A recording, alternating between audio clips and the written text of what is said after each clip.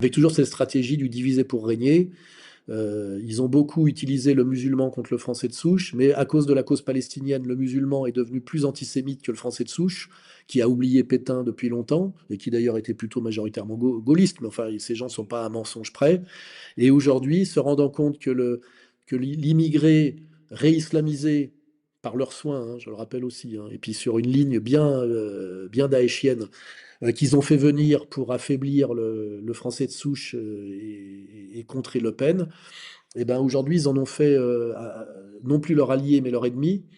Et puis ils tendent la main à ceux qu'ils ont persécutés, insultés, humiliés depuis plus de 40 ans en disant finalement on peut peut-être travailler ensemble. Je pense que quand on a un minimum sens de l'honneur, on ne peut que refuser. Mais il y a des gens qui mettent la réussite sociale, la réussite mondaine ou l'espoir d'être plus rusé que le diable. On ne deal pas avec eux, on ne fait pas d'affaires avec eux. C'est le meilleur moyen de ne pas être déçu.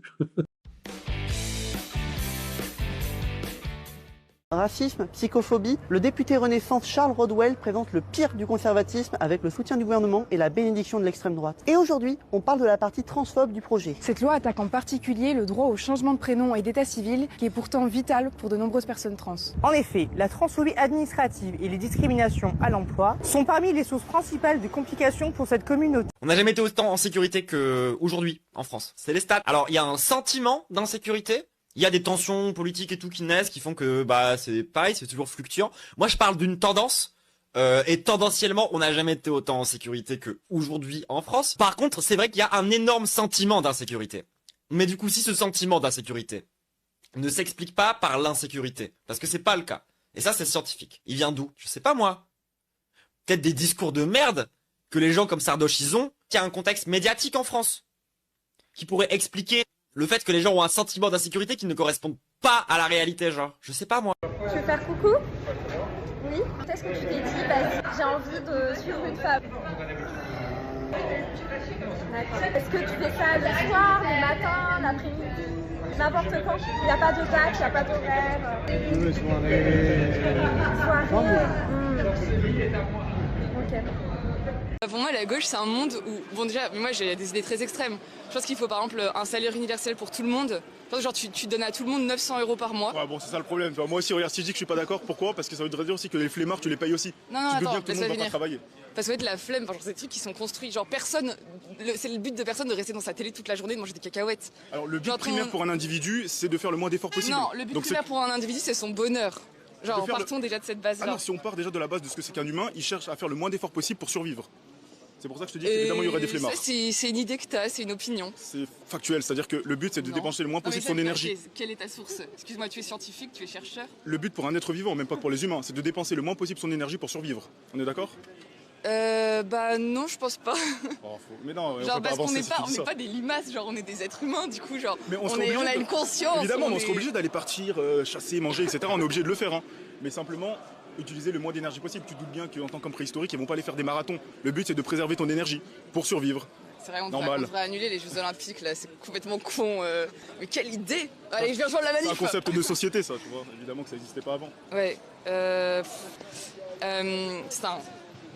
On a lâché la fierté à gauche. Et je voudrais juste avoir quelques phrases là-dessus parce que on a laissé la question de la fierté au Rassemblement national en disant vous serez fiers d'être français. Mais ça, c'est une fierté au rabais. C'est-à-dire que c'est une fierté qui consiste juste à être né quelque part. Alors que la fierté qu'on doit offrir, nous, la gauche, au peuple qui vit en France, c'est de se dire que son enfant pourra réussir à l'école. C'est une fierté qui pourra se dire qu'on a de quoi aller en vacances. C'est une fierté qui permet de dire on va prendre le train et on va aller voir nos proches et les gens qu'on aime. C'est une fierté qui consiste à se dire que si mamie est malade, eh bien, elle aura des soins à domicile ou elle pourra aller à l'hôpital. Et en fait, cette fierté-là, c'est pas une petite fierté. Mais ça, c'est en train de complètement se déliter et on oublie complètement ça. Quand cette période-là. Alain, ce qui est assez obscène, c'est qu'elles se croient subversives alors qu'elles sont incroyablement normatives et qu'elles sont en fait des agents du pouvoir alors qu'elles pensent contester le pouvoir. Et c'est ça qui est le plus affligeant. Parce qu'en fait, cette idée très arrogante et naïve d'être dans la subversion, alors qu'en fait, elles sont des agents de propagande, voire même des commissaires politiques quand elles ont un peu de pouvoir. On est vraiment passé en fait dans cette massification, je dirais, du canapé du psychanalyste au canapé du bordel. Vous voyez, c'est ça il y a quand même cet effondrement. Parce que dans la psychanalyse, à l'époque de Freud, il y a quand même encore du concept, il y a un peu de raffinement. C'est intéressant, puis aussi c'est un peu nouveau, c'est vrai, de s'intéresser à l'hystérie féminine d'une autre manière. Mais là, aujourd'hui, on est vraiment dans le, comment dirais-je, c'est de la merde de masse, quoi. C'est ça qui est tragique. Et puis avec ce côté aussi qui est incroyablement agressif, c'est-à-dire qu'en fait, c'est ce que j'ai dit par ailleurs, je dis...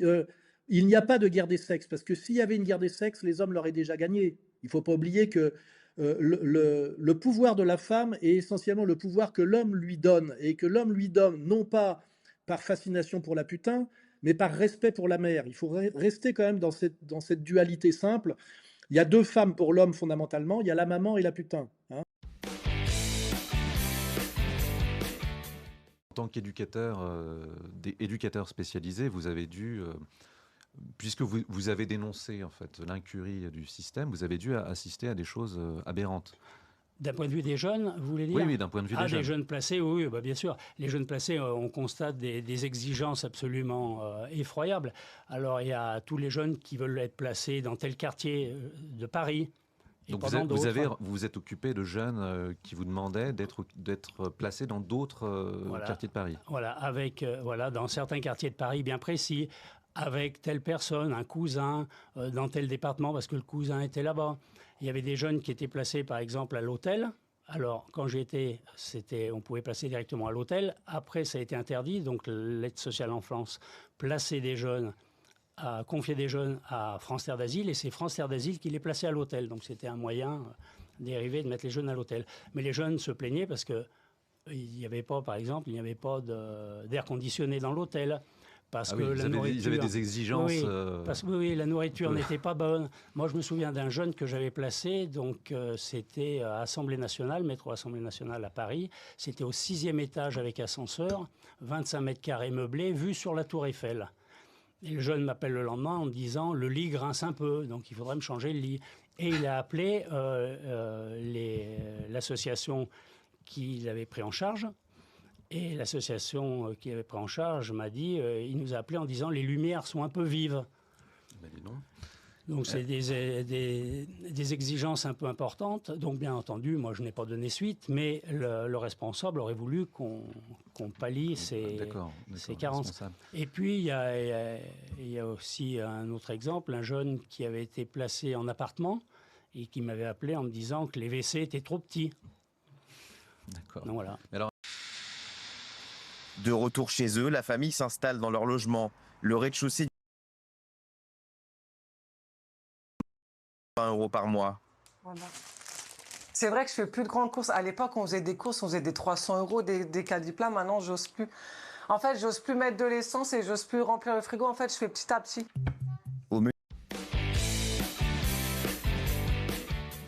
Monseigneur Lefebvre est allé voir le cardinal Ratzinger et lui a dit « Mais attendez, on fait quoi maintenant ?» Pendant 2000 ans, l'Église a enseigné certaines choses de façon infaillible. Aujourd'hui, Vatican II enseigne le contraire. On fait quoi? On suit 20 siècles d'Église, on suit 20 conciles écuméniques, on suit 260 papes, on suit un concile écuménique, le 21e, et les derniers papes. On fait quoi? Monseigneur Lefebvre a expliqué au cardinal Ratzinger, qui le savait très bien, parce qu'il connaît son catéchisme quand même. En 1864, le pape Pie IX a condamné de façon infaillible la liberté de conscience. Le Vatican II dit expressément le contraire dans la déclaration sur la liberté de conscience, la déclaration de 1965, fin du Concile Vatican II. Le cardinal Ratzinger a répondu ce que je viens de vous expliquer. Et il est vrai que le pape Pie IX était infaillible en 1864 en condamnant la liberté de conscience. Cependant, Vatican II aujourd'hui a changé parce que ce qui était infaillible en 1864 n'est plus infaillible aujourd'hui. Et Monseigneur Lefebvre a répondu, pourquoi voulez-vous alors que j'accepte Vatican II, puisque dans quelques années, il y a Vatican III qui va arriver, qui va dire le contraire de ce qu'a dit Vatican II. II, c'est exactement ce qui arrive. Parce que maintenant, vous avez des tas d'évêques, notamment la conférence épiscopale allemande, hollandaise, américaine et française, qui commencent à dire le Vatican II, c'est vieux ce truc-là. Ça date de 1962-1965. Il y a de l'eau qui est passée sous le pont. Il faut maintenant un Vatican III pour adapter et tout changer parce que les trucs de Vatican II, c'est beaucoup trop vieux ça. Et maintenant, vous avez des évêques qui se disent catholiques et qui demandent tranquillement l'ordination des femmes, la dépénalisation de la sodomie, de l'homosexualité. On va où comme ça?